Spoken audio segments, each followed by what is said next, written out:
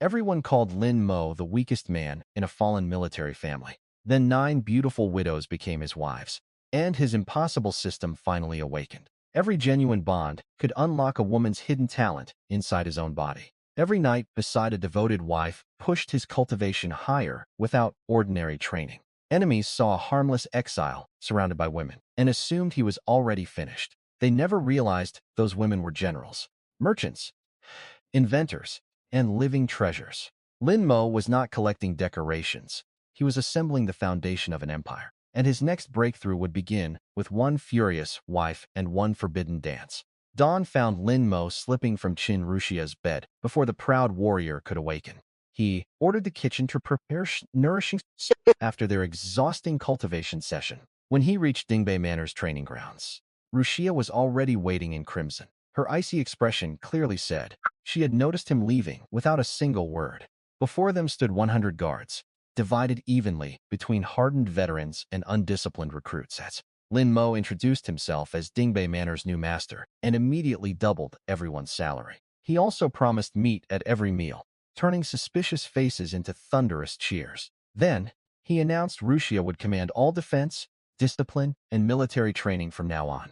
Her orders would carry exactly the same authority as his throughout the entire estate. The veterans accepted immediately, but several new recruits exchanged mocking smiles behind her back. Lin Mo walked toward Rushia and publicly presented the soup he had prepared for her. He loudly mentioned her hard work last night and suggested she preserve strength for tonight. Rushia's face burned crimson, while every soldier desperately pretended not to understand his meaning. Beneath her embarrassment, however, she recognized the genuine care hidden inside his shameless teasing. Before that warmth could settle, a huge recruit named Jiang Kui stepped from formation. He declared that experienced men should never accept military orders from a beautiful woman. His companions laughed and made filthy suggestions about how Rushia had earned her position. Lin Mo simply pulled over a chair, poured tea, and invited Rushia to answer personally. Respect borrowed from her husband would never survive the first real battle or crisis. If these soldiers were going to obey her, she needed to crush their arrogance herself. Rushia challenged Jiang Kui, who boasted she could not survive 10 exchanges against him. Lin Mo accepted the wager and added that defeat would cost Jiang Kui 1 month's pay. Laughing confidently, the brute charged, after Rushia threw away her sword and beckoned, barehanded. His first massive punch struck nothing because she had already slipped beside his shoulder. A sharp chop numbed his wrist before elbows, and knees hammered every vulnerable joint. To the watching recruits, Rushia became a crimson blur, orbiting a confused mountain of muscle. Jiang Kui never touched her sleeve before she lifted and slammed him onto the stone. Rushia planted one boot on his chest and calmly asked whether he finally submitted. His surrender erased every grin, joke, and challenge remaining among the new recruits. Without wasting another breath, Rushia separated the guards into 10 tightly balanced squads. She began teaching the 10 directions annihilation array inherited from her military clan. Even veterans knew large formations, but a compact 10-person battlefield array astonished them. Rushia explained each position with the clarity of someone born to command soldiers. She demonstrated rotations, shield angles, flanking steps, and counterattacks until mockery became admiration. Lin Mo watched from his chair, realizing confidence made his warrior wife even more beautiful. While Rushia trained the squads, he quietly opened the system's beauty collection panel. Her intimacy had nearly reached perfection, but one exclusive talent remained locked. Unyielding could grant Lin Mo tenacity, making his body resist weapons and physical damage. Unfortunately, the activation condition required Rushia to perform a dance especially for him. Asking the fiery general directly sounded like an excellent method for getting himself dismembered. Then Lin Mo noticed an unopened reward package waiting inside his system inventory.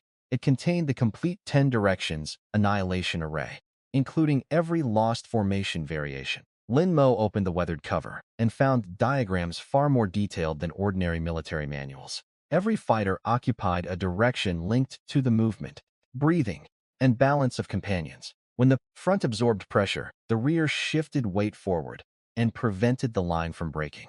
When one flank opened deliberately, neighboring soldiers created a killing pocket around charging enemies. Shield bearers, spearmen, and blade fighters did not act separately inside this perfected structure.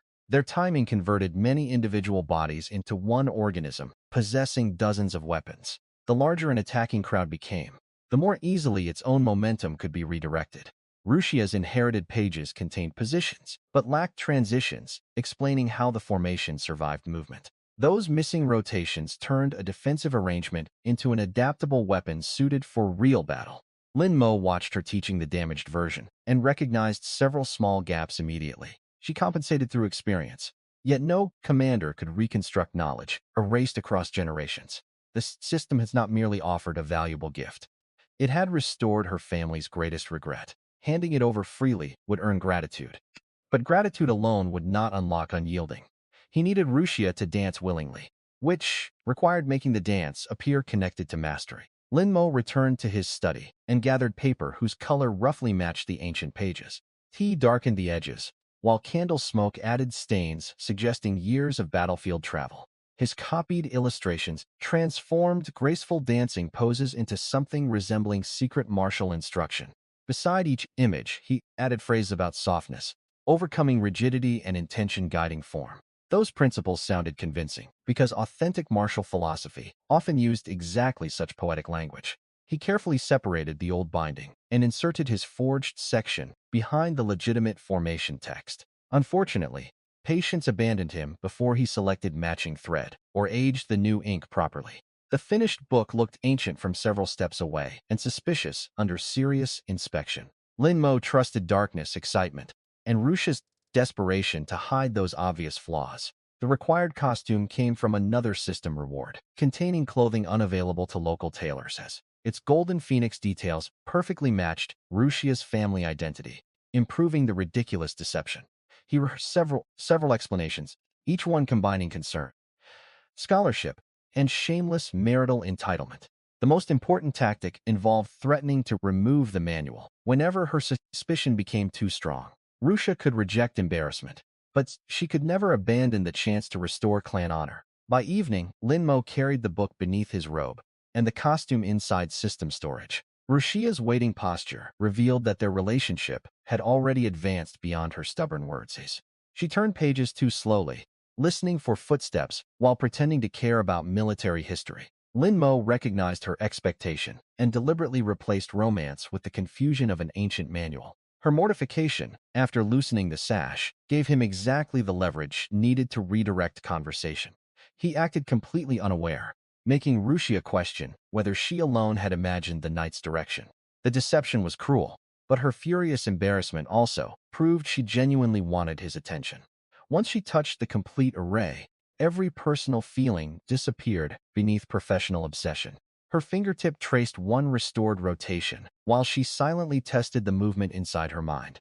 Another note solved why the family version collapsed whenever casualties opened a western gap. A third diagram showed how 10 soldiers could split into pairs and reunite behind an enemy.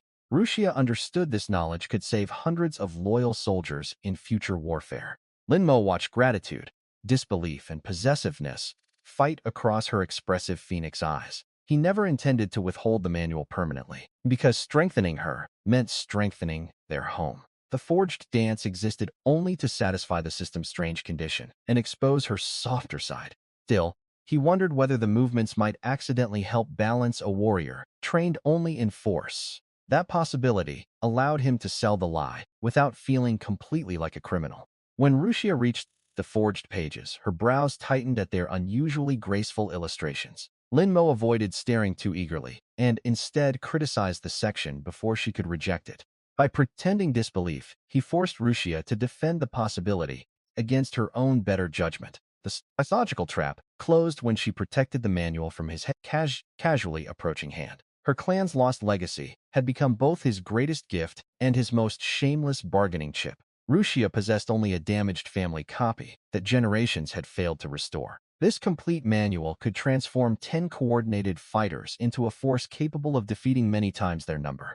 Lin Mo immediately understood that legendary military knowledge mattered more to Rushia than jewels. If he controlled the missing legacy, he also controlled the perfect bait for his dance mission. That evening, he entered Rushia's dim chamber and found her pretending to read upside down. She had bathed, changed into a pale silk gown, and obviously waited for his arrival.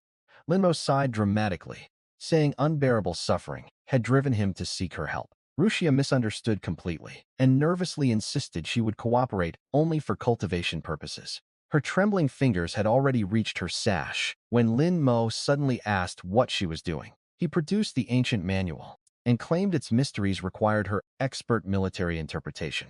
Rushia stared between the book and her loosened sash as humiliation emptied her mind. She retied everything at lightning speed and furiously shoved Lin Mo toward the door. As he left, he casually mentioned finding someone else to study the complete array. The word complete stopped Rushia, harder than any battlefield command she had ever received. She seized his arm, snatched the manual, and opened it with desperate anticipation. Every missing explanation appeared inside, resolving questions that had haunted her family for generations. Rushia forgot her anger and murmured, through structures, counters, and coordinated killing patterns. Lin Mo claimed he had bought the treasure from a street stall for 3 copper coins. That ridiculous price nearly wounded Rushia, more deeply than losing her ancestral estate. He then directed her attention towards several unusual pages, supposedly hidden near the back. Those illustrations depicted a woman dancing through movements that resembled combat footwork and flowing strikes. A forged note claimed the dance of form and intent, revealed the array's deepest soul. Another instruction required special ritual clothing, thin enough to follow every movement of energy. Rushia's instincts screamed fraud, but the authentic first section had already overwhelmed her caution. Lin Mo pretended to dismiss the dance as nonsense and reached toward the brazier. Rushia protected the manual instantly, unable to risk destroying her clan's recovered inheritance. After a brutal internal struggle, she whispered that she might attempt the strange dance. Her final objection was simple. She did not possess the required ceremonial clothing. Lin Mo produced a prepared crimson costume before her sentence had fully ended. Rushia's eyes widened because the delicate silk looked far more scandalous than ceremonial. Golden phoenix embroidery decorated fabric that barely qualified as a complete outfit. She accused him of planning everything, while he innocently pointed back toward the instructions. He argued that a husband studying formations beside his wife was completely respectable behavior. Rushia offered to practice privately, but Lin Mo claimed incorrect movements might injure her. When he threatened to leave with the book, she finally seized both manual and costume. She disappeared behind a divider, cursing his name while changing into the crimson silk. When she emerged, even Lin Mo briefly forgot every clever line he had prepared. The proud warrior looked like a midnight rose, embarrassed yet defiantly refusing to retreat. Lin Mo adopted a scholarly expression and began coaching each supposedly meaningful movement. Rushia started stiffly because seductive grace felt more difficult than fighting armed enemies. Gradually, her motions softened, blending serpentine flexibility with crane-like balance and explosive power. Candlelight followed her fursilla sweat, while sweat reflected every turn and controlled breath. She stopped thinking about embarrassment and discovered genuine martial principles inside the movements. The moment her dance ended, the system announced that unyielding had successfully activated. Warm strength flooded Lin Mo's muscles as tenacity reinforced his body against physical attacks. Rushia collapsed from exhaustion, confused because she had gained insight, but found no secret formation key. Lin Mo carried his exhausted wife toward the bed, where their private cultivation naturally continued. By morning, Rushia's affection and beauty ratings had both climbed closer to absolute perfection. Lin Mo escaped early again, leaving breakfast and a shamelessly affectionate note beside her. He did not realize daylight would expose the dance pages as his most dangerous forgery yet. Rushia reopened the manual that morning and examined its ancient construction with professional attention. The genuine formation pages carried old ink, weathered fibers, and careful stitching from another era. The dance section used fresh paper, whose edges had been stained with tea. Its ink was barely dry, and the replacement binding looked like amateur work. Every absurd coincidence suddenly connected inside Rushia's increasingly furious mind. Lin Mo had inserted those drawings, invented the ritual, and manipulated her family loyalty. Her scream shook every roof inside Dingbei Manor before a teacup shattered against the wall. Hearing his name followed by a death threat, Lin Mo immediately ran for survival. Rushia tore through rooms and courtyards while servants scattered from her murderous sword aura. She checked his chamber, questioned the gatekeepers, and learned he had never left the manor. First wife Su Qingwan had not seen him, and her pregnancy made hiding there impossible. The other sisters might betray him for entertainment. leaving only one clever refuge. Lin Mo sprinted toward Listening Willow Pavilion, home of third wife Louie. Her courtyard resembled a commercial war room rather than an ordinary noblewoman's residence. Maps, ledgers, trade routes, and a jade abacus surrounded the naturally alluring merchant genius. Lin Mo burst inside, begging for protection, while Louie calmly asked what crime he had committed. When he admitted tricking Rushia into dancing, Louie's eyes sparkled with irresistible curiosity. Rushia's footsteps approached, and Louie quickly pointed toward her personal wardrobe. Lin Mo buried himself among fragrant clothes, while Louie opened the door with flawless composure. Rushia searched her expression for deception, but Louie offered to let her inspect everything. That confidence convinced Rushia that quiet third sister could never shelter her shameless husband. She left after promising to hang Lin Mo from the training flagpole for 3 days. When the danger passed, Lin Mo emerged wearing one of Louie's delicate garments on his head. Louie snatched it away, blushing briefly, before recovering her usual teasing elegance. She asked whether Rushia's dance story was longer than the wardrobe incident she had witnessed. Lin Mo wisely refused details, knowing this playful fox could destroy him with words alone. Since Rushia had already searched the pavilion, he decided to remain safely in plain sight. Louie returned to her ledgers while he wandered around, pretending not to study her beauty. Her maps marked warehouses, shops, mines, corrupt officials, and every major trade route nearby. Lin Mo realized she was not managing household expenses, but designing a commercial empire. In his previous world, Louie would have become the executive, controlling an international corporation. She modestly called the documents useless daydreams, because reality blocked every promising idea. One plan concerned enormous salt flats outside Black Wind City that produced worthless crude salt. A violent monopoly controlled refined salt, leaving ordinary residents trapped beneath outrageous prices. Louie had questioned experienced workers, but none knew how to remove bitterness and contamination. Lin Mo almost laughed because his old world's basic chemistry solved the problem easily. The required process was simple: dissolve, purify, filter, evaporate, and crystallize. He drew a beaker, funnel, and burner, then confidently presented the diagram. Louie studied it and asked whether it represented a talisman or unusual battle formation. Their world had no beakers, making his supposedly brilliant drawing look like meaningless nonsense. Lin Mo simplified his claim and promised salt as white as snow and fine as sand. Louie's beautiful eyes brightened because such a product could break the existing monopoly. Then she explained the real obstacle. Salt and iron trading required official imperial licenses. Those permits were controlled by powerful families and guarded more fiercely than ordinary treasure. Louie retrieved a white jade pendant, shaped like a ship, and revealed her marriage agreement. Her father had promised one wish if she married into the prestigious Lin military family.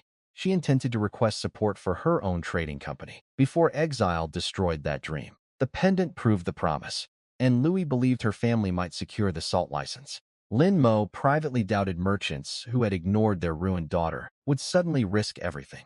Still, he refused to extinguish the first hopeful flame he had seen inside her. Louie's pendant carried more than family authority because it represented the first promise anyone made to her ambition. She had preserved it through exile, poverty, and humiliation, without allowing its surface to scratch. Lin Mo understood that openly doubting her father would sound like an attack on her remaining hope. Better to let events answer, while he prepared an independent path that needed no outside mercy. Even without a license, learning production costs and technical limits would strengthen their future position. If the Liu family helped, they could move quickly. If not, another route would eventually appear. Louie immediately listed quantities and assigned servants before Lin Mo finished naming the last material. She asked why clean sand and charcoal mattered when neither resembled salt or medicine. Lin Mo answered that impurities followed different physical rules and could therefore be separated. The explanation sounded simple, but the concept fundamentally changed how Louie viewed ordinary substances. Ancient craftsmen often accepted dirty resources as permanent facts rather than problems with designed solutions. Lin Mo's old education taught him that correct sequence could outperform rare ingredients or secret cultivation. Inside the kitchen, he first compared several crude salt samples beneath sunlight from the window. Dark grains, ash, soil, and bitter mineral residue appeared throughout every cheap yellow handful. Wealthy households purchased slightly cleaner blocks, yet even those remained harsh and unpleasant. Removing visible dirt alone would never solve dissolved bitterness, so filtration needed chemical assistance. Wood ash water offered an imperfect local substitute, using materials available in almost every household. Louie recorded each proportion mentally, while watching the cloudy liquid transform before her eyes. She asked what would happen if workers added too much, heated too quickly, or disturbed the sediment. Lin Mo explained that quality required repeatable measurement, rather than depending on one person's intuition. That answer immediately shaped her later decision to divide labor and standardize factory procedures. Their first filter sagged beneath wet charcoal until Louis reinforced its frame with spare wood. Her practical correction saved the experiments and showed why technical knowledge needed operational intelligence. Lin Mo knew the chemistry, but Louis instinctively converted every principle into scalable production. They discarded the first muddy runoff before the droplets gradually became transparent enough to reflect light. Louis held a porcelain cup beneath the stream and examined clarity from several angles. She smelled the filtered brine, finding most of the earthy odor already gone. Lin Mo warned that tasting concentrated liquid before crystallization would prove nothing and might upset her stomach. His unnecessary concern earned another amused smile and a question about whether he worried for every wife. He answered that 9 exceptional wives created 9 separate reasons to remain permanently worried. Louis's smile faded into thoughtful warmth because he described them as people rather than burdens. When evaporation began, she personally controlled the small fire instead of trusting a servant. Too much heat scorched salt along the edge, providing immediate evidence for careful temperature control. Lin Mo used a wooden tool to gather crystals toward the center without crushing their structure. Louis asked whether larger grains might sell differently from fine powder to wealthy customers. Her commercial mind had already created multiple product categories before the first batch finished drying. Premium snow salt could enter noble kitchens, while affordable grades could win ordinary households. Attractive jars would increase luxury prices, while bulk sacks could undercut Black Tiger's monopoly. Lin So suggested emphasizing purity instead of rarity, because competitors could imitate expensive packaging. Louis immediately added demonstrations and side-by-side, tasting to her invisible launch strategy. Their conversation moved naturally between science and business, until neither noticed how close they stood. Steam dampened loose strands of Louis's hair, and soot softened her intimidating elegance.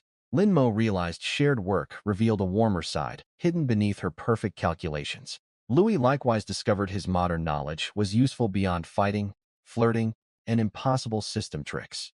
Each saw in the other a partner, capable of completing weaknesses neither wanted to admit. The salt crystals therefore represented more than money. They were proof their combined talents multiplied. That emotional discovery explained why Louis's intimacy increased faster than Lin Mo's usual teasing achieved. By the time the white layer appeared, both understood Dingbei Manor had found its first true industry. Their family could hire refugees, control a necessity, and generate wealth independent of imperial favor.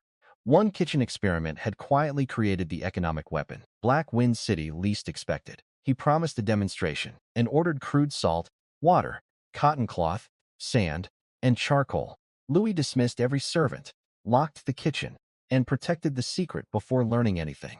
That instinct impressed Lin Mo as much as her beauty and commercial intelligence. Together they lifted an iron pot while soot left 2 adorable streaks across her cheeks. Their hands met on a heavy bucket, and Louis quietly teased him for noticing her softness. Flustered, Lin Mo focused on heating water before gradually adding the contaminated salt. He explained that the liquid would accept salt until no more grains could dissolve. Louis recognized saturation from observation alone, proving how quickly her mind absorbed new principles. The first solution looked yellow and filthy, making her briefly wonder whether they had failed. Lin Mo mixed wood ash with water, settled it, and collected the clear alkaline liquid. After he added that liquid, bitter impurities clumped together and sank toward the bottom. Louie watched basic chemistry like she was witnessing a legendary alchemist reveal divine secrets. They stretched cotton over a frame, weighing the edges to create a simple filtering basin. Clean sand and crushed charcoal formed layers capable of trapping particles and unwanted odors. Lin Mo carefully ladled the upper brine across the filter without disturbing the sediment. Crystal clear drops slowly collected beneath, each one increasing Louis's anticipation. The primitive filtration required patience, but eventually half a basin of clean brine remained. They returned it to a clean pot and maintained the lowest controlled heat possible. Standing shoulder to shoulder in the hot kitchen, they watched water disappear into steam. Louie's intimacy quietly increased because creating something together reached deeper than ordinary flirting. Tiny white crystals finally appeared, sparkling along the pot like the first winter frost. Lin Mo stirred carefully until nearly every drop evaporated and snow-white salt remained. The edges showed minor discoloration, but the central crystals were pure and flawless. Louie crouched beside the pot, afraid to touch what looked like an impossible treasure. Lin Mo dipped one finger into the salt and playfully invited third sister to taste. Instead of refusing, Louie calmly drew his fingertip between her lips and sampled it. The unexpected warmth erased every clever thought from Lin Mo's suddenly empty mind. Louie noticed nothing because the clean flavor had already activated her merchant instincts. No bitterness, grit, or earthy residue remained, only pure seasoning, unlike anything locally available. In seconds, she calculated markets, prices, production, distribution, and the monopoly they could destroy. Her admiration and intimacy rose together, while charged silence filled the steaming kitchen. Then the locked door exploded inward beneath one furious kick from Qin Rushia.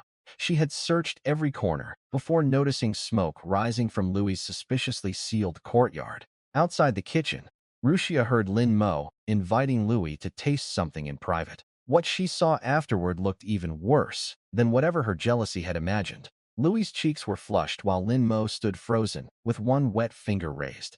Rushia demanded an explanation, and Lin Mo accidentally asked for time to invent one. Her sword appeared instantly, humming, with enough killing intent to silence the entire room. Louie stepped between them and explained that Lin Mo had unlocked the family's commercial future. She pointed toward the perfect salt, but jealousy had already closed Rushia's ears. Rushia grabbed Lin Mo by one ear and dragged him through the manor like a criminal. Every servant witnessed the spectacle, and ridiculous rumors spread before they crossed the courtyard. Some claimed two wives were fighting over Lin Mo. Others called him a mystical cultivation resource. His carefully constructed image as a mysterious expert collapsed beneath scandalous household gossip. Rushia threw him inside her bedroom, locked the door, and pressed steel against his throat. Lin Mo apologized sincerely for forging the dance pages, admitting his methods had been terrible. Before she could react, he said seeing her beautiful dance made every punishment worthwhile. The compliment softened her wrist until the blade dropped away from his exposed neck. Then it returned immediately when she demanded the truth about Louie's locked kitchen. Lin Mo finally recognized the burning emotion beneath Rushia's anger as unmistakable jealousy. That realization transformed fear into confidence, and he stepped closer instead of retreating. Rushia's threats soon dissolved into another long session of private marital cultivation. Hours later, the supposedly murderous tigress slept curled peacefully against Lin Mo's chest. Her system panel finally displayed perfect beauty and perfect intimacy, completing her collection portrait. Two golden packages appeared beside an image of Rushia surrounded by blazing phoenixes. The first reward was a one-use puppet capable of transferring sensations to a chosen woman. The second was a word becomes law talisman that imposed one overwhelming suggestion. Lin Mo's imagination immediately discovered several irresponsible applications for both dangerous treasures. Rushia shifted in sleep and clung tighter, ordering him not to leave again. He kissed her forehead, silently promising that teasing would never mean abandoning her. Louie's portrait remained uncollected. Though her beauty almost reached the system's maximum rating, her intimacy showed only quiet affection, meaning strategy mattered more than direct pursuit. Rushia was a fortress assaulted by courage. Louie was a maze solved through understanding. The next morning, Rushia caught Lin Mo, attempting another careful escape from her bed. She admitted his constant disappearing hurt because she wanted ordinary tenderness after their nights together. Lin Mo surrendered, held her close, and confirmed the authentic formation manual was truly hers. Only the dance pages were fake. Every battle principle restored her clan's lost inheritance. Rushia's joy made the deception easier to forgive, though its creator still deserved punishment. A maid interrupted them with Louie's invitation to discuss a matter affecting Dingbei Manor's future. Rushia deliberately called Lin Mo husband before the servant, then fiercely denied being possessive. At Louie's table, she emphasized that title while piling meat into Lin Mo's bowl. Louie answered every jealous jab with elegant teasing that left Rushia fighting empty air. Two identical chicken dishes soon redirected the competition towards something genuinely important. The first used ordinary salt, and tasted acceptable, gritty bitter, and completely forgettable. The second used snow salt, producing such pure flavor that Rushia's eyes widened instantly. Only then did she understand what Lin Mo and Louie had created behind the locked door. Ashamed of her accusations, Rushia stood and offered Louie a deep, sincere apology. Her pride never prevented accountability once. Evidence proved she had judged someone unfairly. Louie accepted warmly, while Rushia escaped toward training before embarrassment destroyed her dignity. With the domestic storm settled, Louie revealed the commercial battlefield awaiting them outside. Four underworld powers divided Black Wind City, despite its official place beneath imperial law. Green Dragon Society controlled eastern mines, and the miserable workers trapped inside them. White Wolf Stronghold dominated western trade routes and dealings with tribes beyond the border. Red Phoenix Hall ruled southern gambling, entertainment, and the city's best intelligence network. Black Tiger Gang owned the north through its violent monopoly over salt and iron. Creating snow salt would not start normal competition. It would attack Black Tiger's lifeline. Louie listed every danger without softening anything, then asked whether Lin Mo felt afraid. He covered her hand on the map and said, only a boring game frightened him. That answer proved he shared her appetite for risk, growth, and impossible victories. Louie's intimacy rose because she had finally found someone willing to dream at her scale. Their alliance moved terrifyingly fast once Lin Mo granted her authority and technical support. On the first day, Louie purchased unwanted salt flats outside the city for almost nothing. On the second, Master Craftsman began constructing facilities from blueprints she drafted overnight. On the third, generous employment notices brought desperate refugees and experienced laborers together. Louie worked from before dawn until darkness, hidden beneath practical clothes and a heavy veil. She corrected layouts, negotiated supplies, and reduced prices until seasoned merchants nearly cried. Lin Mo called himself her bodyguard and technical advisor while drinking plum juice beneath shade. Louie regularly ordered him to inspect tanks, instead of offering shameless commentary about her beauty. At night, she fell asleep against his shoulder, while still negotiating lumber prices in dreams. Lin Mo carried her from the carriage, admiring strength that luxury had never weakened. After he placed her in bed, Louie awakened and promised a reward for his kindness. Instead of romance, she produced folded blueprints and demanded another midnight business discussion. Protecting the snow salt formula mattered even more than building a large production site. Louie proposed high walls and constant patrols, but Lin Mo considered those protections too simple. Real security meant intruders could witness production without understanding or reproducing the process. He divided purification into 5 isolated stages, assigned to teams with tightly limited knowledge. Each worker would know one repetitive action without seeing what happened before or afterward. Bribing one employee would reveal a useless fragment instead of the complete formula. Lin Mo also suggested adding harmless false ingredients and spreading rumors about ancestral secrets. Rival spies would waste fortunes reproducing deliberate nonsense while the real factory expanded. Louie laughed, called him rotten, and admitted she loved the cruel elegance of his design. Then he described a multi-layer evaporation tower heated by enclosed ceramic steam pipes. Brine would descend through channels, growing more concentrated at every carefully controlled stage. Captured steam could be condensed into clean water, creating another profitable product in the dry city. Precise angles, custom components, and hidden measurements would form a nearly impossible technical barrier. Even dismantling the tower would not teach competitors how to rebuild or operate it. Louie stared like Lin Mo had revealed machinery from an advanced civilization, which he essentially had. Exhaustion finally defeated her, and she fell asleep while holding him beside the scattered plans. Lin Mo rested beside her, intending only a moment before warmth pulled him into sleep. During a strange dream, he mistook something soft and fragrant for a steamed bun. A sharp slap awakened him the next morning, though Louie had already left the bed. She prepared breakfast but refused eye contact, blushing whenever he mentioned the previous night. Lin Mo slowly understood his dream had probably involved something that was definitely not food. During the silent carriage ride, Louie's system portrait suddenly erupted into golden light. Their planning, trust, and accidental intimacy had crossed the threshold needed to collect her. Her hidden talent was crystal heart, capable of seeing through deception and fortune's flow. Activating it would give Lin Mo glazed eyes, revealing truths beneath appearances and illusions. The condition, however, required Louie to willingly kneel and wash her husband's feet. She also needed to ask whether the water temperature felt comfortable in exactly those words. Lin Mo imagined requesting this favor and receiving boiling water as Louie's polite answer. He offered to wash her feet first, hoping she might naturally return the kindness. Louie rejected him with 2 calm words and continued staring through the carriage window. At the construction site, awkwardness vanished as she transformed back into a commanding merchant queen. She inspected stonework, lumber, wages, and schedules while experienced foremen followed every instruction.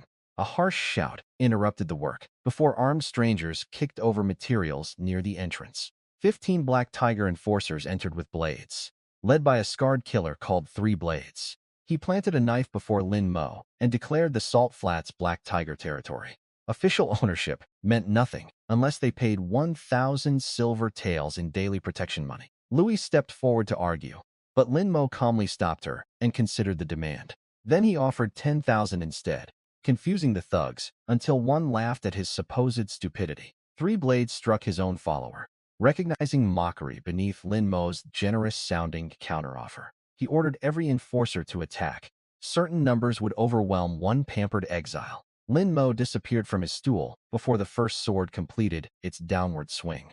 He shattered one knee, then moved through elbows, ankles, and vulnerable joints.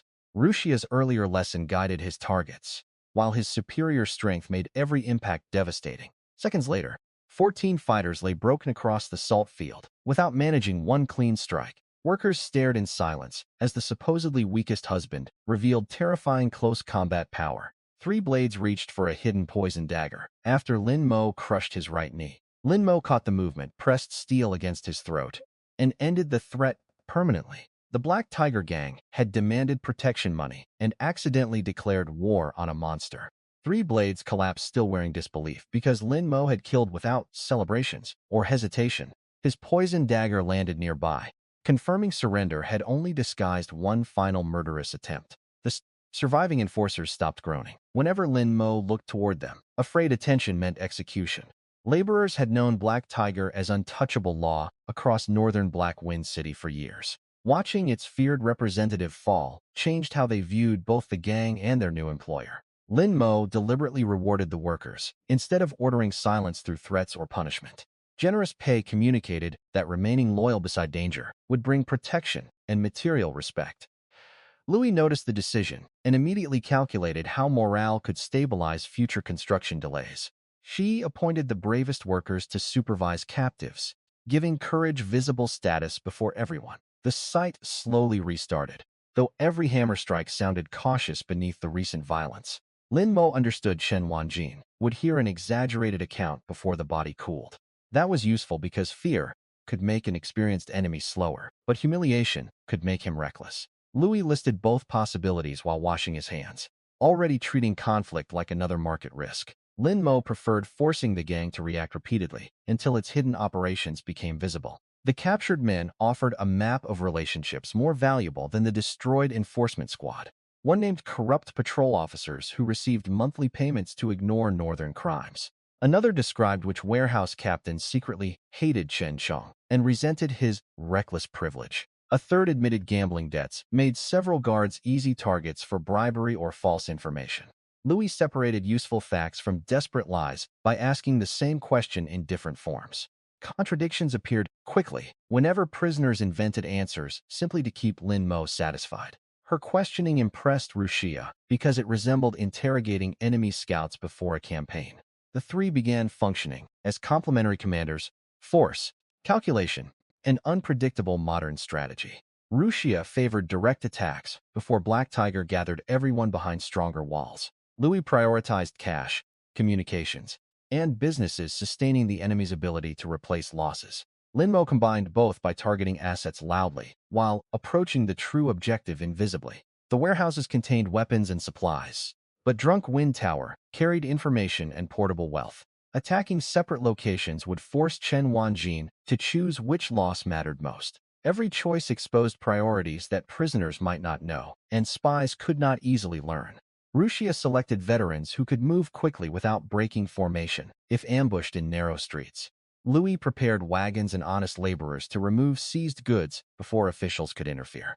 Lin Mo ordered all identifiable black tiger markings burned so reclaimed weapons could be reused safely. He also wanted record seals and correspondence preserved because paper could destroy powerful allies. Louis smiled at that distinction. Burn the warehouse, but save every document capable of earning leverage. Rushia told Lin Mo his mind had become frightening since arriving in Black Wind City. He answered that enemies who threatened 9 wives needed more fear than ordinary rivals. That reminder sharpened Rushia's expression. Because each sister waited behind the same vulnerable walls, she accepted his return before Dark Order, not as caution but as the mission's central objective. Capturing treasure meant nothing if Chen Wanjin reached their pregnant first wife or untrained sisters. When Rushia rode away, every selected guard understood speed mattered more than complete destruction. Lin Mo changed into dark clothing and hid ordinary weapons throughout several reachable positions. His system storage held emergency supplies, but revealing it carelessly would create uncontrollable rumors. Louis watched him prepare and recognized movements, unlike those of the formerly sick young master. Her question about his identity therefore emerged from evidence, concern, and growing emotional investment. Was Lin Mo's dream explanation offered truth without exposing the system or inviting fear of possession? Louis accepted uncertainty because his actions consistently protected their shared family and future. Whether another soul, strange dream, or miraculous recovery had changed him mattered less than intention. Her question about returning revealed she feared losing the only partner who valued her full ability. His joking promise to stay carried enough sincerity for Crystal Heart's early connection to sense. By the carriage stop, their alliance had become trust extending beyond salt, danger, or profit. That trust would soon make Louis's life the one weakness Chen Wanjin mistakenly believed he could exploit. Lin Mo ordered everyone back to work with double pay.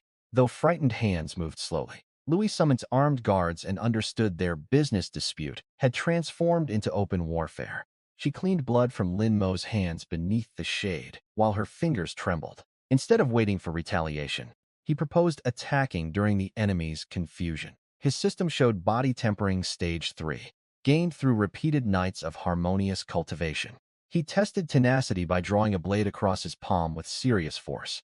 The edge produced only a shallow mark, proving ordinary weapons now struggled against him. Louis returned, saw the wound, and feared killing had already damaged his mind. Her concern focused on protecting his humanity rather than protecting herself from his violence. Lin Mo reassured her with a joke, though his eyes promised complete control over his choices. Meanwhile, Black Tiger leader Chen Wanjin learned how one man destroyed his entire enforcement team. His reckless son Chong demanded blood, but the older gangster recognized genuine danger. Rather than fight immediately, Chen Wanjin ordered suppliers and workers frightened away from the salt project. Anyone selling stone or timber to the Lin family would face ruin or death. Let Lin Mo possess unbeatable fists. An empty construction site would still produce. Back at the flats, Lin Mo questioned the surviving gangsters about Black Tiger's organization.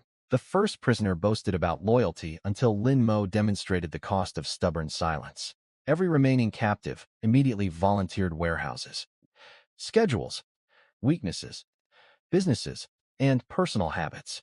Louis overcame her horror and began asking precise questions about cash flow and accounting records. Lin Mo joked that together they could specialize in extremely hostile corporate acquisitions.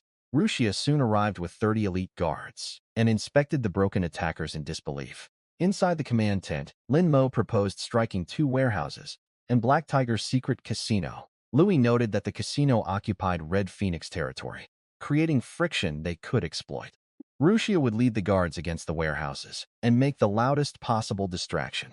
Lin Mo would infiltrate Drunk Wind Tower alone, where additional people would only expose him. He ordered Rushia home before darkness regardless of success, placing family security above trophies. She finally agreed because his calm strategy revealed someone far different from a playful fool. Louis dismissed every laborer with full wages before Lin Mo escorted her safely back. During the carriage ride, she finally asked how weakness had transformed into overwhelming strength. She also demanded explanations for factories, assembly lines, and engineering principles nobody recognized. Lin Mo could not reveal reincarnation or the system, so he described his old life as a dream. That dream contained iron birds, distant voices carried through devices, and towers touching clouds. He spoke about science, machines, factories, and knowledge accumulated across a lifetime elsewhere. Louie did not call him insane. She only asked whether that distant world had been enjoyable. Her next question exposed the fear beneath her curiosity. Would he ever return there? Lin Mo said no exhausting previous life could compete with this home and his extraordinary wives. Relief softened Louie's shoulders, and another 5 intimacy points quietly entered her system record. At the manor gate, she caught his hand and whispered that he needed to return safely. Lin Ho promised he would, then jokingly reminded her about washing his feet afterward. Across Black Wind City, Chen Wanjin's threats emptied the salt field before nightfall. Stone merchants locked their doors, lumber dealers abandoned agreements, and terrified laborers disappeared.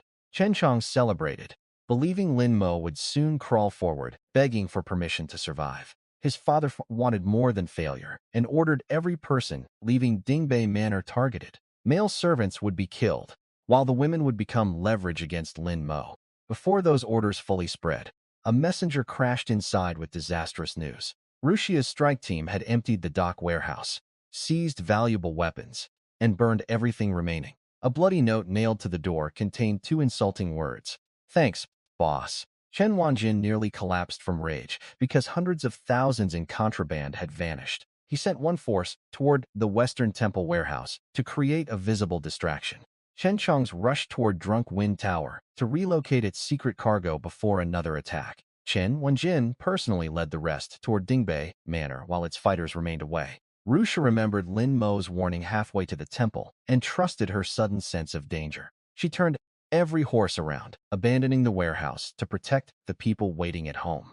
Behind Drunk Wind Tower, Lin Mo watched Chen Chong emerge with 8 trained guards and covered carts. He followed through narrow alleys, becoming silent smoke behind wheels rattling across broken stones. One by one, bodyguards vanished beneath quick strikes, hidden by the noise of moving cargo. When Chen Chong finally looked around, only empty carts and an invisible killer remained. Lin Mo appeared behind him and caught his desperate sword arm without visible effort. Chen Chong recognized the exile and fired a concealed brass pistol from his sleeve. The first shot grazed Lin Mo's cheek before tearing a hole through the nearby wall. A second pistol appeared, proving this spoiled gangster carried deadly Western weapons in both sleeves. Lin Mo charged forward during the next shot, rather than retreating from its muzzle. The iron projectile struck his shoulder, but tenacity prevented it from penetrating deeply. Pain and fury carried him into range before Chen Chong could prepare another weapon. One brutal kick dropped the gangster air before Lin Mo crushed both firing wrists. He pressed an empty pistol against Chen Chong's forehead and accepted his sudden surrender. Keeping the air alive offered leverage far more valuable than immediate revenge. Lin Mo opened the covered crates expecting money, weapons, or high-value smuggled goods. Instead, military-grade gunpowder filled every box inside 7 heavily guarded carts. Salt and iron had only hidden Chen Wanjin's far more profitable contraband network. Smuggling controlled explosives carried an imperial death sentence for everyone involved. Lin Mo touched each crate and transferred the entire stockpile into system storage. Chen Chong watched cargo disappear into nothing and finally understood ordinary logic could not explain his enemy. Lin Mo dragged the crippled heir home, while a much larger force approached Dingbei Manor. Rushia arrived moments before hundreds of torches appeared at the end of the street. Chen Wanjin advanced with more than 300 armed gangsters toward the manor's front gate. Without Rushia's decision to return, every servant and wife inside would have been defenseless. She evacuated civilians to the rear compound and barred the gates with heavy timber. Only Rushia and 30 elite veterans remained in the front courtyard with weapons ready. Repeated impacts cracked the gate until Black Tiger fighters finally exploded through the entrance. Qianjin laughed when he saw 1 woman and 30 soldiers blocking his enormous army. He did not know these veterans had survived real wars beneath Rushia's legendary father. To them, she was not an employer, but their young general and inherited commander. Their old war cry shook the courtyard. Qin family soldiers would never surrender. Rushia gave 1 command, and 3 teams entered the complete 10 directions annihilation array. 10 shields locked into a seamless outer circle, while spears projected through narrow gaps. Blade fighters waited inside with Rushia, ready to destroy anyone breaking through. The first charging wave died before touching the shield wall, or understanding its structure. At Rushia's signal, the formation rotated like an enormous iron gear covered in fangs. Shields redirected impact, while coordinated spears attacked every exposed angle at once. 30 defenders became one battlefield machine that devoured gangsters from every direction. Rushia felt shock and joy because her family's restored inheritance exceeded every legend. Before one incense stick burned away, Black Tiger had lost almost a third of its force. Not one defender had fallen, leaving Qin Ruxia's confidence shattered beneath impossible numbers. He ordered survivors around the formation to massacre civilians, sheltered in the rear compound. Rushia immediately reshaped the circle into a moving shield wall blocking the moon gate. Unable to break through, Chen Wanjin secretly sent two agile assassins across the side walls. One was tall and thin as bamboo. The other moved low and silently. They slipped behind the defenders and reached the room where frightened family members waited. Louie heard a window click just before cold steel appeared against her throat. The rear room held maids, servants, Su Qingwan, and other wives unable to join battle. Louie had placed furniture against doors and counted every possible exit before the assassins arrived. She understood physical resistance offered little chance, yet observation still might create one opening. Bamboo held the knife while Pumpkin watched hallways and moved with frightening silent discipline. The first responding guard died before shouting, warning Louie, these killers surpassed street-level gangsters. Her hairpin attack targeted an eye because even a smaller person could blind a stronger captor.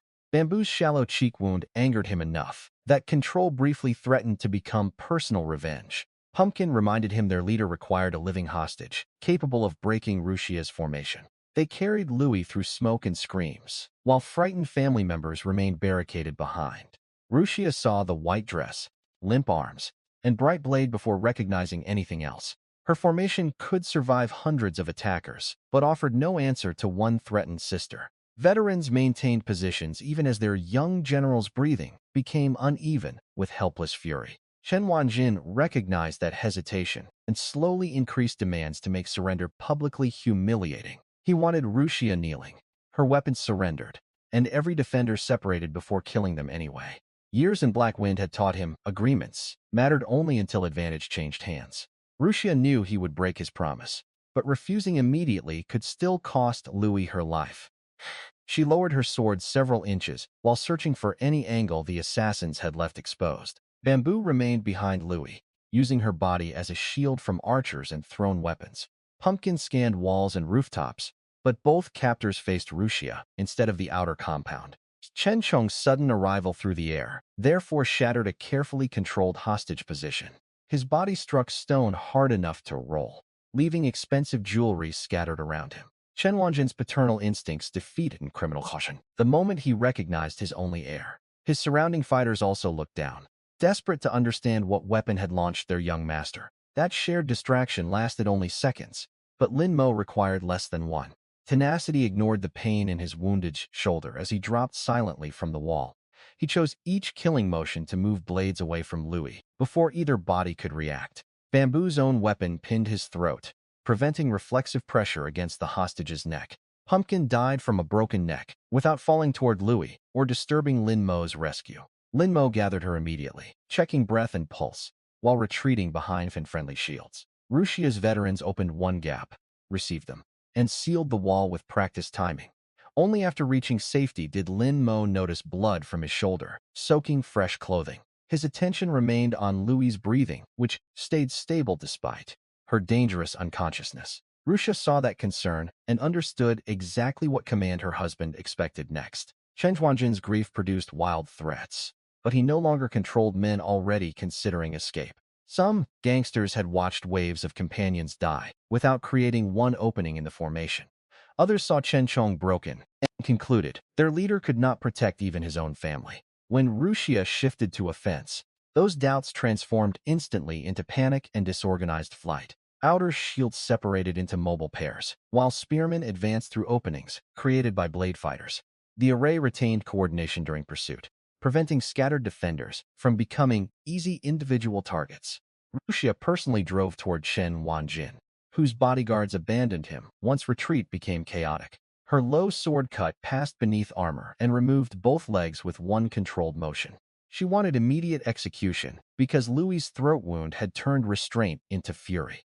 Lin Mo stopped her not from mercy, but because power still lived inside documents and knowledge.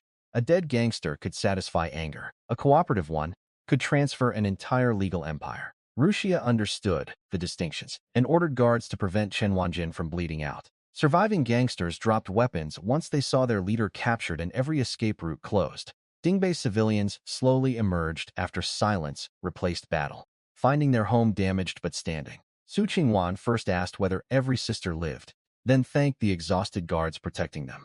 The veterans' aunts answered that Shin and Qin, commander's family, remained the honor they had chosen. Dawn rose over a courtyard, proving loyalty, formation, and family could defeat overwhelming numbers together. The bamboo assassin covered her mouth, while his companion killed 2 responding guards instantly. Even terrified, Louie pulled a golden hairpin and slashed toward her captor's eye.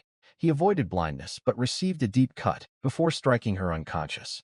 The assassins carried Louie into the front courtyard, with a blade pressed against her neck. Rushia stopped the formation immediately, rather than gamble with her sister's life. Chen Wanjin laughed and ordered her to kneel, disarm, and surrender every defender. If she resisted, he promised Louie's death would become deliberately slow and visible. Just as Rushia faced an impossible choice, something crashed beside the gang leader. Chen had flown over the wall, like discarded cargo, and landed at his father's feet. His expensive clothing identified him, even though Lin Mo had left his face barely recognizable. The dying heir whispered one word to his father, breaking Chen Wanjin's concentration completely. While every eye focused on the ruined son, Lin Mo silently crossed the wall. He appeared behind the captors and drove the bamboo assassin's own knife through his throat. One sharp twist ended the second assassin before either killer could harm Louie. Lin Mo caught her unconscious body and carried her safely behind Rushia's formation. Chong died in his father's arms while the shield wall closed around the rescued hostage. Chen Wanjin screamed useless orders, but his leverage and his bloodline had vanished together. Lin Mo's cold silence told Rushia that mercy no longer belonged anywhere in that courtyard. She gave the command to change formation from total defense into decisive slaughter. The shield circle opened, and 30 veterans surged forward like one rotating blade. Organized fury cut through the remaining gangsters, faster than panic could carry them away. Chen Wanjin finally ordered retreat, but Rushia flew across the crowd after him. One horizontal slash severed both legs below his knees and ended his escape. Rushia raised her sword for execution, until Lin Mo ordered her to keep him alive. The old gangster still possessed licenses and secrets worth extracting before death. By sunrise, the Black Tiger Gang had effectively vanished from northern Black Wind City. News of 30 guards defeating more than 300 attackers traveled faster than merchants. Green Dragon leader Li Qing heard the report inside his brutal eastern mining operation. His philosophy worshipped manpower and cruelty, yet a smaller force had destroyed both assumptions. He ordered spies to watch Dingbei Manor and uncover the formation's hidden weakness. White Wolf leader Helian Tuo studied a map and found Lin Mo's sudden rise fascinating. A sickly exile with 9 widows had overturned the north in a single night. Helian Tuo sent investigators to uncover every detail about Lin Mo, Rushia, and their veterans. Red Phoenix leader Feng Yong reacted with amusement rather than immediate fear. The dangerously beautiful intelligence broker asked first whether Black Wind's new power was handsome. Hearing the answer, she prepared an expensive gift and invited Lin Mo to share tea. Her maid called that premature loyalty, but Feng Yong described it as early investment. Anyone swallowing Black Tiger overnight was either a madman or a hidden dragon. 3 surviving powers now watched Dingbei Manor, while Lin Mo carried Louie towards safety. Her neck held a thin wound from the assassin's blade, making his anger burn quietly. He placed her in bed and applied medicine with extraordinary care to avoid causing pain. The ointment stung, awakening Louie into a panic shaped by her last terrifying memory. She scrambled away until Lin Mo's familiar voice finally cut through her fear. Recognition brought overwhelming relief, and she threw herself against his chest while crying silently. Lin Po held her until trembling stopped and promised Rushia had protected everyone else. Chen Wanjin was imprisoned, his army destroyed, and no family member remained in danger. Louis collapsed against him, then smiled weakly, and mentioned being carried home once again. She repeated her earlier promise to reward his kindness, making Lin Mo expect more blueprint. This time, Louis kissed him softly instead of presenting construction documents. Before he recovered, she whispered that he should stop calling her third sister. She wanted to hear wife, and Lin Mo's remaining self-control disappeared instantly. He returned the invitation, asking her to call him husband, rather than little 10th brother. The room's orchid fragrance and their narrow escape carried them into private marital intimacy. Later, Louie carefully treated the bullet wounds still burning inside Lin Mo's shoulder. She scolded his recklessness, while her gentler hands revealed deeper concern than her words. Their playful argument ended in another affectionate night, increasing both cultivation and emotional connection. A new system reward appeared afterward, confusing Lin Mo with the name Variety Wardrobe. Opening it revealed costumes, accessories, stockings, and countless modern designs unknown to this world. Lin Mo materialized black silk stockings and claimed they were an ancient mind-disrupting artifact. Louie inspected the impossible fabric innocently, while he maintained a completely serious expression. He helped her wear one, and the contrast with her pale skin destroyed his concentration. Louie immediately recognized he had lied when the so-called artifact only drove her husband insane. By morning, she had learned enough about his strange treasures to tease him confidently. Their intimate conversation ended when Rushia hammered the door and announced a major discovery. She entered, saw the wrecked room, and instantly understood what had happened between them. Louie wanted to disappear, while Lin Mo calmly declared sleeping beside his wife required no explanation. Rushia hid jealousy by boasting that she had already experienced him before Louie. That competitive sentence created immediate domestic danger, until Lin Mo redirected everyone toward the news. Rushia had searched Chen Wanjin's mansion and found a hidden tunnel behind his bedroom shelf. The underground passage led to a vault packed from floor to ceiling with stolen wealth. Every trace of exhaustion vanished as Lin Mo, Louie, and Rushia rushed across the city. Dingbei guards controlled the mansion, while teams searched rooms and secured valuable evidence. Rushia proudly explained that kicking over a suspicious bookshelf revealed the concealed stairway. Lin Mo praised her simple treasure-hunting method as violent, direct, and extremely effective. After descending damp stone steps, torchlight opened upon a chamber, half a court wide. Gold bars formed one mountain, while crates of polished silver covered the opposite side. Central chests contained rubies, pearls, and gems capable of supporting families for lifetimes. Rushia looked at the treasure and immediately imagined soldiers, armor, horses, and weapons. She wanted 5,000 guards strong enough to prevent another attack on their home. Louis saw investment capital capable of multiplying, rather than wealth meant for immediate spending. She proposed taking Black Tiger businesses, opening financial operations, and controlling northern commerce. Rushia blinked at the idea of money creating more money without conquering another enemy. Within minutes, Louis established a desk inside the vault and began cataloging every asset. Rushia organized counting teams while shouting weights, quantities, and military uses across the chamber. One wife commanded, the other calculated. Together they transformed chaos into a functioning. Lin Mo tried helping, but discovered both women operated far beyond him in their specialties. His breakfast suggestion received one synchronized refusal, without either wife looking up. Feeling like a decorative mascot, he quietly returned to Dingbei Manor for unfinished business. Chen Wanjin lay tied inside a storage shed, with both ruined legs wrapped in bloody cloth. Seeing Lin Mo, the defeated leader screamed curses about his dead son and destroyed empire. Lin Mo calmly explained that Chen Wanjin's own greed had placed his son in danger. Without extortion, invasion, and hostage-taking, none of this retaliation would have happened. The truth silenced Chen Wanjin briefly. Though hatred still made cooperation seem impossible, he realized Lin Mo needed information and promised every valuable secret would die with him. Lin Mo arranged paper, ink, and a chair, then requested a voluntary transfer contract. He wanted Black Tiger's salt license, iron license, properties, shops, and commercial rights. Chen Wanjin laughed until his wounds reopened, because he believed he had found Lin Mo's weakness. Without official licenses, every grain of snow salt remained illegal and commercially worthless. He dared Lin Mo to kill him. Certain death would permanently bury the hidden permits. Lin Mo answered that confidence by producing the one-use word becomes law talisman. The talisman came from Rushia's completed collection rewards, and had only one opportunity for use. Spending it on household teasing had once sounded entertaining, but Chen Wanjin presented real strategic value. Lin Mo needed more than the license locations, because hidden debts or disputed ownership could create trouble.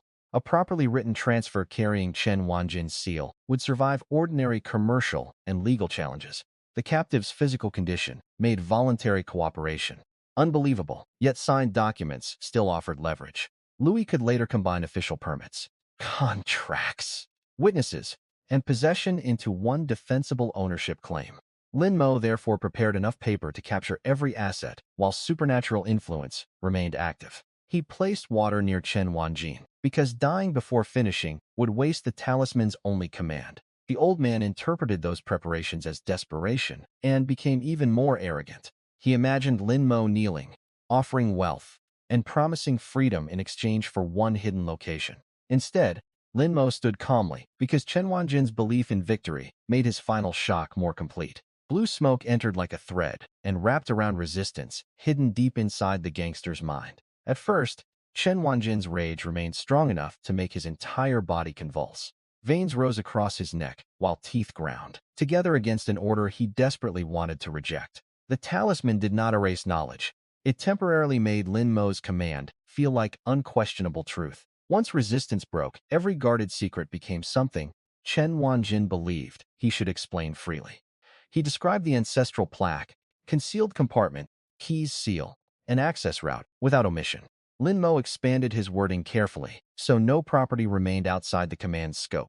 Salt flats, iron mines, storefronts, storage yards, gambling interests, and lending houses entered the documents. Chen Wanjin also listed intermediaries, whose names never appeared on official ownership records. Those details would let Louie pressure hidden partners before they transferred money or destroyed accounts as. Each page used exact legal phrases learned through years of Black Tiger's own predatory contracts. The gangster effectively weaponized his experience against the empire he had built through violence. Lin Mo checked seals and thumbprints as they accumulated, ensuring speed did not create invalid pages. He also ordered disclosure of debts owed to corrupt officers and influential merchants. The answers revealed relationships potentially more dangerous than the defeated northern street fighters. Some officials received profit shares, while others protected smuggling routes through forged inspections. Lin Mo memorized those names for Louie's future risk map rather than confronting everyone immediately. Destroying every connected enemy at once would unite frightened rivals who currently distrusted one another. Better to inherit useful structures first, isolate opposition, and decide who could be purchased or removed. When awareness returned, Chen Wanjin recognized his handwriting. Before understanding why his hand still held a brush, page after page showed that one lost hour had erased wealth accumulated across decades. His horror came not only from poverty, but from realizing his own will had betrayed him. Lin Mo refused to explain the talisman, leaving supernatural uncertainty as Chen Wanjin's final experience. The promised survival had always depended on cooperation, but attempted extermination had already removed mercy. One quick end prevented more suffering than the gang leader had ever granted victims or rivals. Lin Mo left the shed carrying paper more powerful than another night of street fighting. Black Tiger's surviving managers would awaken to licenses, seals, and ownership orders bearing familiar authority. Louie's challenge involved keeping profitable operations alive, while cutting away brutality and illegal dependence. Salt and iron employees still needed wages, customers still needed goods, and supply routes still required management. Closing everything through anger would punish workers and surrender markets to the remaining three gangs. Lin Mo therefore envisioned transition rather than destruction, with Louie selecting capable people beneath her. Rushia would provide visible protection, while system treasures strengthened surveillance and hidden intelligence. Their family had moved beyond simply surviving exile, and now needed institutions capable of enduring growth. The documents represented that transition from temporary victories into authority recognized beyond manor walls. Iron could equip soldiers, salt could fund expansion, and legitimate businesses could stabilize both. Chen Wanjin had spent years building the machine through fear, never imagining victims would inherit it. Lin Mo planned to replace fear with wages, rules, and overwhelming consequences for anyone threatening family. His smiles outside the shed came from seeing separate advantages finally connect into one foundation. The explosion from Curiosity Pavilion interrupted that vision by revealing another foundation hidden among his wives.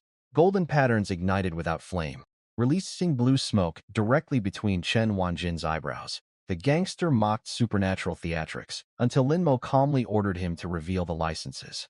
Hatred fought the suggestion for several agonizing seconds before his eyes became completely empty.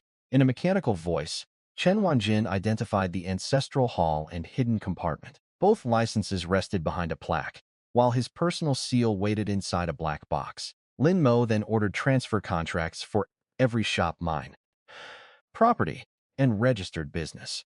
Chen Wanjin wrote page after page before stamping each document with his own thumbprint. When the talisman's control ended, awareness returned beside a stack, surrendering his entire empire. Horror drained his face as he asked what impossible power had stolen his will. Lin Mo collected the documents, reminded him that stubbornness carried consequences, and ended his life. Salt, iron, property, and northern commerce now belonged legally to Thin family. Managing everything personally sounded miserable, but giving Louie an empire sounded absolutely perfect. Lin Mo headed toward the ancestral hall until a violent explosion shook the rear compound. Smoke and a burnt chemical smell led him toward Curiosity Pavilion at full speed. Half the roof had vanished while shattered wood and twisted metal covered the blackened courtyard. A tiny soot-covered figure crawled from debris, with hair standing in every direction. Fourth Gu Linger showed no fear because excitement shone brighter than the surrounding flames. The moment she saw Lin Mo, her confidence transformed into tears and exaggerated innocence. She claimed the device had exploded by itself, despite receiving clear instructions to wait. Su Qingwan and the other wives rushed in, checking Gu Linger for injuries. The pregnant first wife scolded her reckless younger sister while cleaning ash from her face. Gu Linger defended the accident as unexpectedly successful of her thunder firebomb. She spoke about the explosive like a disobedient pet rather than contraband destroying a home. Then fifth wife Gu Minger returned, carrying pastries, and screamed when she saw the wreckage. The twins shared the same delicate face but possessed personalities from completely different worlds. Linger was a brilliant firecracker.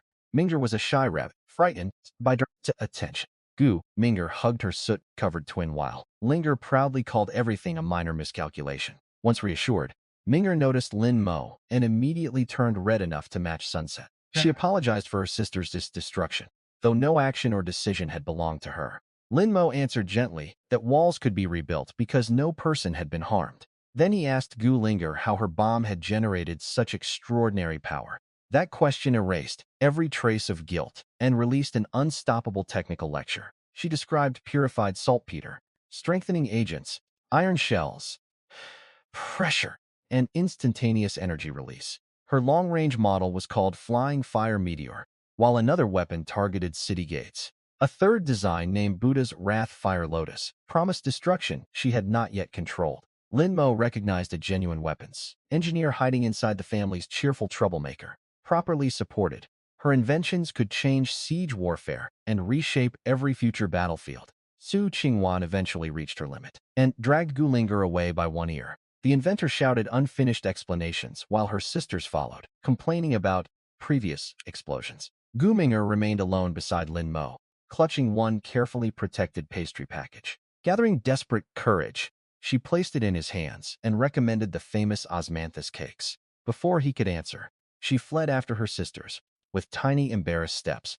Lin Mo sampled one and found the delicate sweetness perfectly matched Minger's quiet personality. Later, he awakened from a brief nap and found Louie crying above a soaked letter. The merchant queen who negotiated without fear now looked like an abandoned child. She asked whether she was useless for surrendering the letter to Lin Mo's hands. Her wealthy birth family had rejected every request and denied their previous marriage agreement. They ordered her to stop writing, declared all connections severed, and offered no personal signature. Louie finally revealed how her intelligence had been exploited since early childhood. She mastered reading, accounting, and commercial thinking, years before her older brothers. Her family praised her as clever for a girl, then stole every profitable idea. Credit went to the sons, while Louie remained a beautiful object, prepared for marriage. Her father's promised wish had looked like recognition of talent after years of dismissal. In reality, the family had simply traded an attractive daughter for political advantage. When the Lin clan lost power, Louie became a liability rather than valuable merchandise. The pendant, promise, and dream of an independent trading company became meaningless overnight. Through tears, Louie called every ambition one enormous joke nobody would ever respect. Lin Mo slowly tore the cruel letter into tiny pieces before her eyes. He called it garbage unworthy of one more tear from a woman like her. Then he placed a thick stack of official documents on the table. The top page carried the government's red seal and granted full legal salt trading rights. Beneath it waited the iron license, a foundation for wealth, weapons, and industrial control. More papers transferred mines, shops, restaurants, pawnhouses, and northern properties into his name. Louis stared speechlessly as the commercial world, denied by her family, landed before her. Lin Mo pushed every document across the table and gave her complete management authority. She could establish banks, restructure markets, create monopolies, or challenge the city's entire economy. Whatever she built, he promised money, protection, and support without demanding. She shrank her dream. Her birth family had refused her chance, but Lin Mo offered one without hesitation. They had discarded her, while he clearly and deliberately declared that he wanted her. Every defensive wall Louis had built around her heart collapsed under those simple words. She launched across the room, embraced him, and kissed away years of carefully contained pain. Dinner no longer mattered because relief, devotion, and desire overwhelmed everything else. Afterward, Louis rested against his chest and explained that family rejection no longer mattered. Lin Mo saw her intelligence, frustration, ambition, and worth more clearly than anyone before. Promised to build a commercial empire strong enough that nobody could take it away. Her ambition would now burn for the husband who had finally recognized it. Lin Mo called her his money goddess, until Louis made him use wife instead. Her system portrait transformed into a golden scroll beside a money tree showering endless coins. Beauty and intimacy both reached perfection, identifying Louis as a fully devoted exclusive enchantress. 2 new rewards descended from the system's symbolic branches with bright musical chimes. The Harmony Mirror pair could transmit sight and sound across distance without ordinary communication. One mirror near a target allowed the holder to monitor everything occurring around it. The Thousand Faces mask could perfectly copy any previously seen person for 1 hour. Appearance, body, clothing, and voice would become indistinguishable from the original target. Lin Mo recognized enormous value for intelligence, infiltration, deception, and confusing his enemies. His thoughts soon wandered toward irresponsible pranks, before Louis noticed his suspicious grin. Crystal Heart still remained locked, despite her perfect devotion and their strengthened marital bond. Lin Mo considered several subtle ways to request the required foot washing without insulting her. Louis suddenly asked whether that exact favor was what he wanted from her. His shock revealed the answer before any excuse could leave his mouth. She explained their harmony cultivation now let her faintly sense reflections of nearby thoughts. Greed, fear, and intention appeared as blurry feelings rather than clear-spoken sentences. Their bond made Lin Mo's emotions easier for Louis to perceive than anyone else's. Thankfully, she could not read detailed images, saving him from catastrophic embarrassment. Louis said washing his feet required no shame after everything he had entrusted to her. She wrapped herself in a robe and ordered servants to bring a basin of warm water. Kneeling beside it, she personally tested the temperature with the focus of a careful wife. Those hands capable of calculating fortunes gently guided Lin Mo's feet beneath the steaming surface. Louis massaged away tension before asking whether the water temperature felt comfortable. System erupted with confirmation as Crystal Heart finally granted Lin Mo the glazed eyes. The activation felt different from tenacity, which had silently reinforced muscle, bone, and skin. Glazed eyes flooded his mind with information until perception itself became almost painfully sharp. Wood grain showed hidden weakness, metal carried traces of previous damage, and fabrics revealed quality instantly. Lin Mo understood one glance could identify counterfeit goods before even an experienced merchant noticed deception. Mines might reveal promising veins, antique markets might expose treasures, and enemies could lose disguises. Fortune's flow remained harder to interpret, appearing as colored auras shaped by intention and circumstance. Louis's golden light looked stable and warm, extending toward documents connected with her greatest ambition. That vision confirmed emotional devotion without requiring Lin Mo to invade every private thought. Around his wounded shoulder, energy circulated more slowly, while repaired tissue remained visibly fragile. The ability therefore combined appraisal, diagnosis, illusion piercing, and instinctive risk assessment. Its cost prevented constant use, forcing Lin Mo to choose important moments instead of scanning everything. Louis noticed his brief weakness and immediately supported him before dizziness could make him fall. He blamed exhaustion, unwilling to describe another impossible power while her hands remained beneath water. She accepted the excuse because their long day had included business, grief, and more intimate exertion. Yet her faint thought-sensing bond probably told her his surprise involved something she had just done. Rather than interrogate him, Louie continued caring for his feet until breathing returned to normal. Her willingness mattered more than obedience because the system recognized trust rather than forced submission. Lin Mo realized every exclusive talent required understanding the woman carrying it, not simply issuing orders. Rushia danced only after receiving her clan's legacy, while Louie yielded after receiving belief in her dream. Gu Linger would respond to freedom and tools, but Gu Minger might require safety and gentle patience. The system looked shameless on the surface, yet its missions consistently pushed genuine emotional connection. Nightly cultivation increased strength, but those strange conditions turned 9 marriages into 9 personal journeys. Lin Mo could not treat his wives as identical rewards without failing every deeper challenge. Rushia needed respect for command. Louie needed respect for intelligence. And each younger sister held another key. That understanding made his growing power feel less like theft and more like shared transformation.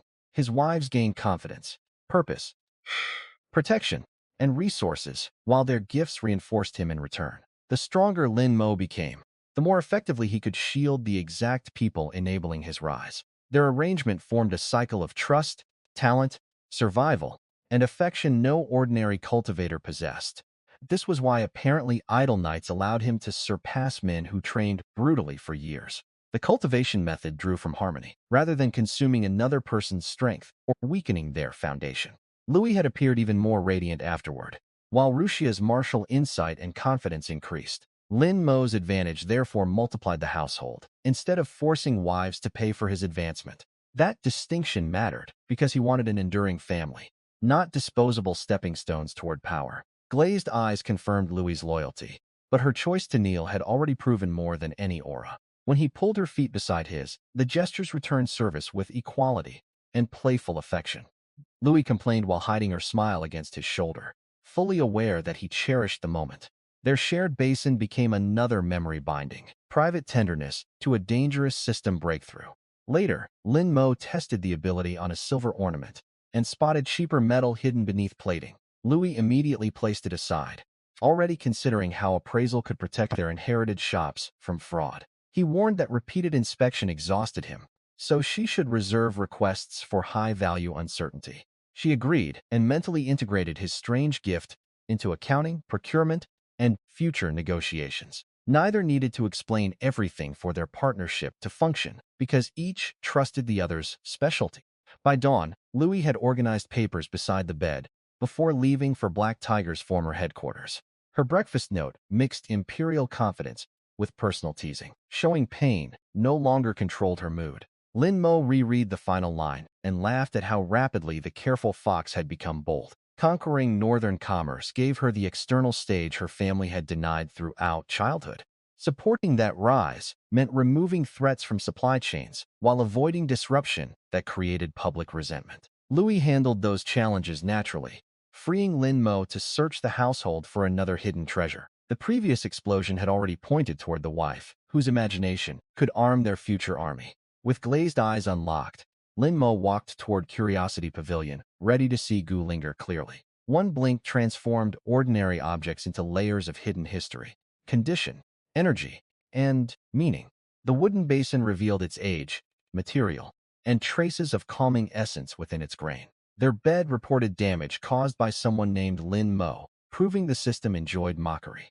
Louis glowed beneath a magnificent golden aura, representing absolute loyalty and emotional devotion. Lin Mo could even inspect his vitality, spiritual reserves, and circulating harmony cultivation. Glazed eyes uncovered truth beneath surfaces, making treasure appraisal and deception nearly impossible against him. After several seconds, crushing dizziness ended the ability and warned against careless overuse. Louis dried his feet gently, while asking why he had suddenly become distracted. Overcome with affection, Lin Mo placed her beside him and lowered her feet into the basin. Their toes bumped beneath warm water, turning a strange system mission into quiet marital tenderness. The next morning, Louis had already departed to reorganize Black Tiger's scattered businesses. She left hot breakfast and a note calling herself Empress of his commercial kingdom. The note also promised another private performance review that evening, stunning her amused husband. Lin Mo reflected that Rushia trained soldiers, Louie built wealth, and Su Qingwan protected the baby. As the supposedly idle husband, he decided to inspect Gu Linger's dangerous technical potential. Hammering echoed from Curiosity Pavilion before he reached the courtyard entrance. Workers had cleared nearly all wreckage and already started rebuilding the destroyed residence. Linger stood on a rock directing craftsman with exact structural measurements. Her tiny body, black work clothes, and soot marks hid the authority of a veteran engineer. Across the yard, Minger served tea and pastries with a gentle smile. Weathered craftsmen blushed whenever the shy beauty thanked them for their exhausting work. Linger spotted Lin Mo, leaped from the rock, and shoved blueprints toward his face. She had redesigned the courtyard with a deep reinforced cellar and shock-absorbing stone structure. Even Buddha's Wrath Fire Lotus supposedly could not move the rebuilt walls by 1 inch. Lin Mo called the design a weapons bunker, which Gu Linger immediately considered a wonderful name. Gu Minger approached timidly and tried stopping her twin from sharing increasingly explosive ideas. She then offered Lin Mo homemade green bean cakes with hands trembling from nervous anticipation. His fingertips brushed hers while accepting the plate, adding 2 points to her intimacy. Minger turned crimson, but smiled when he praised the cakes as soft and perfectly balanced. Gulinger interrupted by revealing a rapid-fire device using 108 Thunderfire bombs. Lin Mo stopped the lecture before it naturally evolved into a weapon, capable of erasing cities. He asked where she obtained saltpeter, sulfur, and other strictly controlled ingredients. Gulinger whispered about West Wind Pass, a black market selling almost anything imaginable. Border weapons, rare meat, suspicious medicine, and explosive chemicals all changed hands there. Unfortunately, the ingredients cost half her allowance, for enough material to cause one accident. Lin Mo remembered the military gunpowder stored inside his system from Chong's carts. Selling it would generate quick money, but money had stopped being his greatest limitation. With salt, iron, treasure, and Louie's talent, he needed strategic military power instead. Giving Gu Linger unlimited material could transform wild drawings into actual battlefield weapons. She was not a troublesome hobbyist, but a national-level engineer nobody else had recognized. Lin Mo suddenly covered her mouth when she loudly discussed illegal explosive manufacturing near workers. Gu Linger calmly admitted the punishment involved executing 9 generations of their entire family. Knowing that consequence had never stopped her from announcing bomb recipes across an open courtyard. Lin Mo ordered an immediate end to all experiments conducted inside Dingbei Manor. Her excitement collapsed into tears because invention remained the only passion exile had not taken. Guilt struck Lin Mo, and he quickly clarified that the research itself would continue. Louie would secure a large isolated location with guards, workshops, and every required material. Gulinger could test, design, and explode things there without endangering their shared home. Her tears transformed into a scream of happiness, powerful enough to threaten the rebuilding walls. She launched into Lin Mo's chest, wrapped around him, and declared him the greatest person alive. System intimacy messages fired continuously, while the excited inventor squeezed him without restraint. Guminger watched nearby, blushing at her twin's shameless enthusiasm and their unavoidable closeness. Lin Mo finally separated Gu Linger and reminded her that married family members required boundaries. Linger only grinned and claimed they would all become one family eventually anyway. She sprinted indoors while muttering improved weapon calculations, leaving Minger alone with Lin Mo. The shy twin used her pastry plate as a shield and refused to lift her eyes. Lin Mo requested another cake to break the painful silence, without directly teasing her. Their fingers touched again, nearly launching every pastry from Minger's trembling hands. He escaped before her embarrassment caused an actual medical emergency, or destroyed his self-control. In a quiet corner, the system announced Gu Linger's portrait had entered the beauty gallery, promising respect, resources, and freedom, had reached the inventor more deeply than conventional romance. Her portrait showed a grinning girl before flames and a spectacular rising mushroom cloud. Beauty rated near perfection, while intimacy already exceeded the threshold after one overwhelming embrace. Linger's divine craftsmanship talent could grant Lin Mo supernatural hand speed and coordination. God's hands would improve weapon assembly, projectiles, medical technique, and countless precise actions. Then the activation condition nearly short-circuited Lin Mo's increasingly unreliable sense of dignity. Both twins needed matching cat costumes before giving him a coordinated full-body spa treatment. Gulinger might happily modify her cat tail with explosives and call everything research. Guminger could barely survive touching fingers, making the massage request almost impossible. Still, God's hands offered too much power for Lin Mo to abandon the ridiculous mission. Slinger soon emerged waving an upgraded blueprint with even greater destructive ambition. She had expanded the rapid-fire system from 108 charges to 360. The redesigned 6 Roots purification cannon promised to cleanse every living thing in its path. Her peaceful name described the complete deletion of enemies, structures, and surrounding geography. Lin Mo stared speechlessly while she mistook horror for reverent appreciation of Zen engineering. Behind a doorway, Gu Minger watched cautiously with cheeks still pink from their earlier contact. One twin created weapons of mass destruction. The other baked pastries and feared conversation. Somehow the system expected their core tears and massage him together. Lin Mo decided they should visit Louie immediately about land, funding, and workshop security. Delay only wasted the creative momentum, currently turning Gu Linger's imagination into artillery. The Manor carriage provided enough physical space, but nothing contained Linger's overflowing enthusiasm. She bounced between seats while lecturing about joints, gears, axles, and spiral barrel grooves. Her passion for mechanisms possessed the intensity most people reserve for romantic love. Guminger folded into the opposite corner, twisting her skirt and trying to become invisible. A rough section of road suddenly threw the shy girl directly into Lin Mo's arms. She apologized frantically, but continued jolting prevented her from finding stable balance. Intimus notices fired, while Minger's panic mixed with feelings she could not yet express. Linger leaned forward to help, only for another bump to throw her onto his other side. Lin Mo found both twins pressed against him, while the inventor continued discussing artillery. Linger asked whether his red face proved her cannon design had overwhelmed him with excitement. He chose not to explain that engineering had almost nothing to do with his current distress. The carriage stopped before 4C's Trading Company, Black Tiger's former commercial headquarters. Workers replaced its old sign, while clerks recalculated ownership across dozens of inherited businesses. Louie sat amid towering ledgers, openly wearing pale blue instead of hiding her beauty. Lin Mo's faith had freed her from proving intelligence to people who saw only appearance. Rushia guarded nearby with a sword across her lap, protecting Louie's first day as northern ruler. Gulinger announced their arrival, seized Louie's teapot, and drank straight from its spout. Louie laughed and embraced shy Guminger, while Rushia gently fixed the girl's stray hair. Watching 4 extraordinary wives together, Lin Mo felt wealth and power become secondary.